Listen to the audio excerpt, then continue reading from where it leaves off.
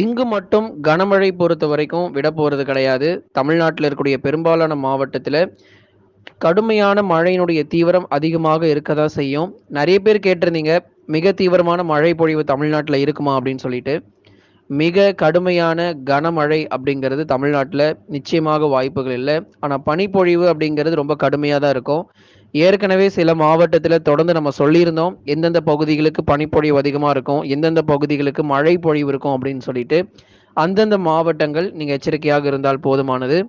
கிழக்கு திசை காற்றின் வேக மாறுபாடு காரணமாக தென் தமிழ்நாட்டில் சில இடங்களில் மிதமான மழை தொடரும். அதனால நமக்கு மழை வாய்ப்புகள் இருக்கு. ஒரு 4 முதல் 5 மாவட்டங்கள் மட்டும் பரவலாக எதிர்பார்க்கலாம். சப்ஸ்கிரைப் பண்ணாதவங்க கொஞ்சம் வேகமா சப்ஸ்கிரைப் பண்ணி பாருங்க. ஏன்னா இந்த தூத்துக்குடி, திருநெல்வேலி போன்ற மாவட்டங்கள் தான் ஒரு தொடர் மழை பொழிவு அப்படிங்கிறது பதிவாகி கொண்டே இருக்கு. வரக்கூடிய நாட்களிலும் லேசான மழை பொழிவுங்கிறது நிச்சயமாக பதிவாகும். தமிழ்நாடு முழுவதும் பெரும்பாலான மாவட்டத்தில பனிப்பொழிவு தான் ரொம்ப கடுமையா இருக்கும்.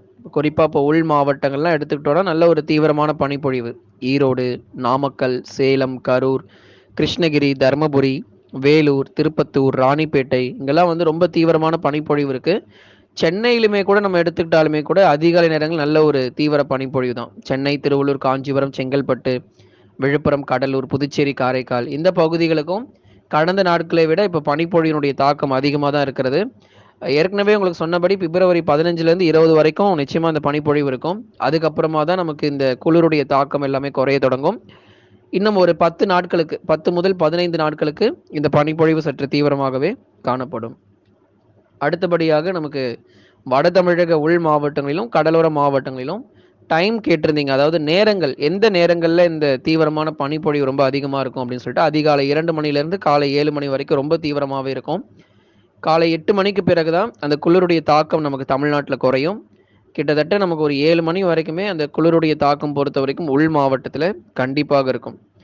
தொடர்ந்து நம்ம பார்க்கலாம். அதிகாலை நேரங்கள்ல பனிப்பொழிவுகள், பகல் நேரங்கள்ல பெரும்பாலும் வானம் ஓரளவு மேகமூட்டம், சில பகுதிகளில் லேசான வெயிலும் காணப்படும். உங்களுக்கு அந்த வெயிலுடைய தாக்கம் பொறுத்தவரைக்கும் மார்ச் மாதத்திலிருந்து உங்களுக்கு அதிகரிக்க வாய்ப்புகள் இருக்கிறது. தொடர்ந்து நம்ம பார்க்கலாம். லைக் பண்ணுங்க, சப்போர்ட் பண்ணி பாருங்க. அடுத்ததாக நம்ம தொடர்ந்து பார்க்க போகிறோம். கடந்த 24 மணி நேரத்துல எவ்வளவு மழை பதிவாகியிருக்கு அப்படின்னு சொல்லிட்டு.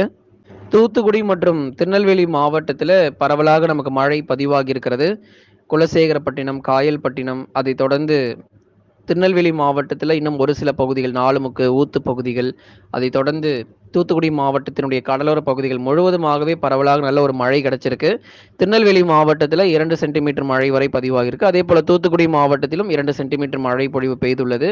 தொடர்ந்து சில இடங்களில் 1 சென்டிமீட்டர் மழை வரைக்கும் பதிவாயிருக்கு. சில பகுதிகளில் 2 சென்டிமீட்டர் மழை வரைக்கும் அதிகபட்சமாக பெய்திருக்கிறது.